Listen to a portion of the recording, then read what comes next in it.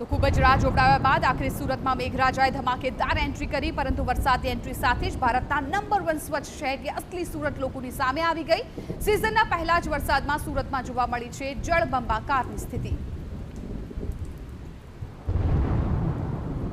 તો સુરતના દ્રશ્યો છે કે જ્યાં આખું સુરત જાણે બેટમાં ફેરવાઈ ગયું હોય એ પ્રકારના દ્રશ્યો સામે આવ્યા છે।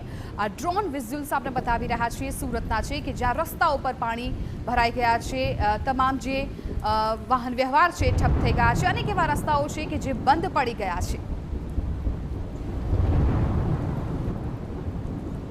પહેલા જ વરસાદમાં સુરતનો કતારગામ વિસ્તાર જાણે બેટમાં ફેરવાઈ ગયો હોય અને રસ્તા પર નદીઓ વહેતી રહી હોય તેવા દ્રશ્યો જોવા મળ્યા।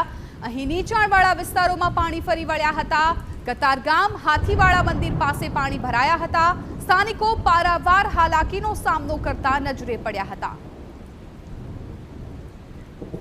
તો સુરતના કતારગામ વિસ્તારના દ્રશ્યો છે કે જ્યાં રહેણાંક વિસ્તાર પણ આખોય બેટમાં ફેરવાઈ ગયો હોય એવી સ્થિતિ છે। લોકો ઘરની બહાર નીકળવાનું ટાળી રહ્યા છે।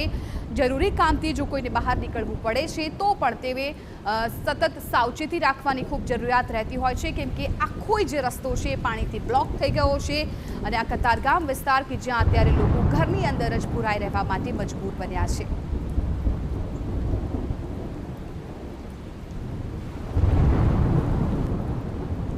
અને હવે આપને બતાવવા છે સુરતના સૌથી ચિંતાજનક દ્રશ્યો।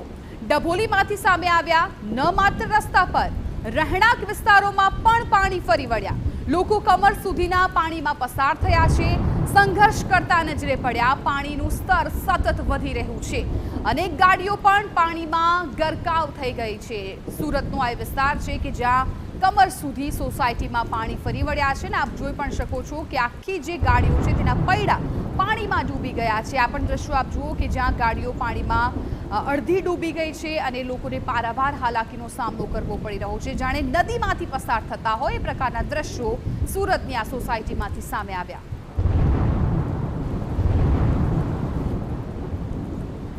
ભારે વરસાદને પગલે સુરતનો વેડ રોડ વિસ્તાર પણ પાણી થઈ ગયો છે। અહીં ઘૂંટણસમાં પાણી ભરાયા છે।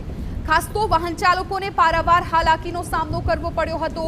વરસાદી પાણી ઘૂસી જતા અનેક વાહનો બંધ પડ્યા હતા અને લોકો મુશ્કેલીમાં મુકાયા હતા। આ દ્રશ્યો છે સુરતના વેડ રોડના કે જ્યાં લોકો સતત મુશ્કેલીનો સામનો કરી રહ્યા છે, કેમ કે વરસાદી પાણી ભરાઈ જતા તેમના વાહનો છે એ અધવચ્ચે રસ્તામાં જ બંધ થઈ ગયા, કેમ કે આખો જે રસ્તો છે એ જાણે બેટમાં ફેરવાઈ ગયો હોય એવી સ્થિતિ છે। લોકો પોતાના વાહનો છે તેમને ધક્કો મારીને આગળ ધપાવવા માટે મજબૂર બન્યા હતા અને વાહન ચાલકોને આ હાલાકી ભોગવવી પડી છે। અત્યારે વેડ રોડ વિસ્તાર આખો આ નદીમાં ગરકાવ થયો હોય એ પ્રકારના દ્રશ્યો સામે આવ્યા છે। મોન્સૂનની કામગીરીના દાવાઓને પોકળ સાબિત કરતા દ્રશ્યો છે સુરતના સિંગણપોર વિસ્તારમાંથી સામે આવ્યા છે। અહીં પાણી નિકાલની કોઈ જ પ્રકારની વ્યવસ્થા નથી। સર્વત્ર જળબંબાકારની સ્થિતિ જોવા મળી છે। સિંગણપોરને ડભોલી સાથે જોડતો માર્ગ પણ પાણીમાં ગરકાવ થઈ ગયો છે। પ્રી મોન્સૂન પ્લાન કે જે અગાઉ કરાતો હોય છે, જેના માટે બજેટ ફાળવાતું હોય છે, પરંતુ આ દ્રશ્યો જોઈને આપને પણ ખ્યાલ આવી જશે કે આખો જે આ પ્રી મોન્સૂન પ્લાન છે એ પોકળ સાબિત થયો છે। જો એ પ્રકારની વ્યવસ્થા કરવામાં આવી હોત અગાઉથી જ તો અત્યારે ત્યાંના સ્થાનિકો છે તેમને આટલી પારાવાર મુશ્કેલીનો સામનો ન કરવો પડ્યો હોત।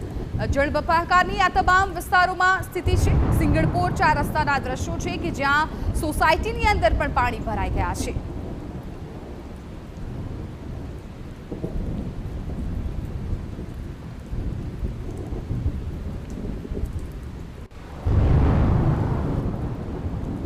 અને હવે સુરતના કામરેજ તાલુકામાં ધોધમાર વરસાદને પગલે જે સ્થિતિ સર્જાઈ છે દ્રશ્યો પણ આપને બતાવીએ। કામરેજ નેશનલ હાઈવે 48ના સર્વિસ રોડ પર પણ પાણી ફરી વળ્યા હતા। ગત ચોમાસા બાદ અહીં કરોડોના ખર્ચે નવી ગટર બનાવવામાં આવી, પણ હવે તેની કામગીરી સામે જ સવાલો ઉઠી રહ્યા છે, કારણ કે પહેલા જ વરસાદમાં સર્વિસ રોડ બંધ કરવાની ફરજ પડી છે। નવી ગટર બની છતાં પણ લોકોને એ સમસ્યામાંથી તેમને સામાન્ય સ્થિતિ ન થઈ, પરંતુ ફરી એકવાર સમસ્યાનો સામનો કરવો પડ્યો છે। નેશનલ હાઈવેના આ દ્રશ્યો છે। સુરતના ગ્રામ્ય વિસ્તારોમાં પણ વહેલી સવારથી વરસાદ ખાબક્યો હતો, ત્યારે કડોદરાના શ્રીનિવાસ ગ્રીન સિટી વિસ્તારમાં પણ પાણી ભરાઈ જતા તંત્ર સવાલોના ઘેરામાં મુકાયું। 40,000થી પણ વધુ વસ્તી ધરાવતા વિસ્તારમાં પાણી ભરાતા લોકોએ પારાવાર હાલાકીનો સામનો કરવો પડ્યો છે.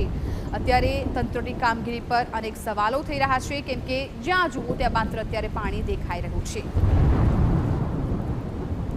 તો ભારે વરસાદને પગલે ઓલપાડના મુખ્ય બજારમાં પણ પાણી ભરાયા હતા. ઢીંચણ સભા પાણી ભરાતા વાહન ચાલકો હેરાન પરેશાન થઈ ગયા હતા. અહીં પોસ્ટ ઓફિસમાં કમ્પાઉન્ડમાં પાણી ભરાઈ ગયા હતા.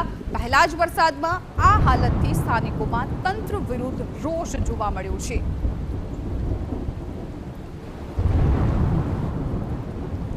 આ તરફ પાલનપુર જકાતનાકાની વિવેકાનંદ સોસાયટીના પણ આ દ્રશ્યો જુઓ કે જ્યાં વરસાદી પાણી ફરી વળ્યા. 2 ફૂટ જેટલા પાણી ફરી વળતા સ્થાનિકો કફોડી સ્થિતિમાં મુકાયા. અહીં વરસાદી પાણીના નિકાલ માટે કોઈ જ વ્યવસ્થા ન હોવાને કારણે મોટી સમસ્યા ઊભી થઈ અને સાથે જ મનપાની પ્રી મોન્સૂન કામગીરી સામે પણ અનેક સવાલો ઊભા થયા. અને હવે સુરતની આ 10મી અને અંતિમ તસવીર કે જ્યાં પહેલા જ વરસાદમાં એક વ્યક્તિ માટે જીવલેણ સાબિત થયો છે. આ વરસાદ વરાછાના ફૂલ માર્કેટ પાસે રિક્ષા પર વિશાળ કાય વૃક્ષ તૂટી પડ્યું હતું, જેના પગલે રિક્ષામાં બેઠેલા હનીફ નામના યુવકનું ઘટના સ્થળે જ મોત નીપજ્યું. મનપાના ગાર્ડન વિભાગની બેદરકારીના લીધે મોત થયાનો સ્થાનિકો આક્ષેપ લગાવી રહ્યા છે.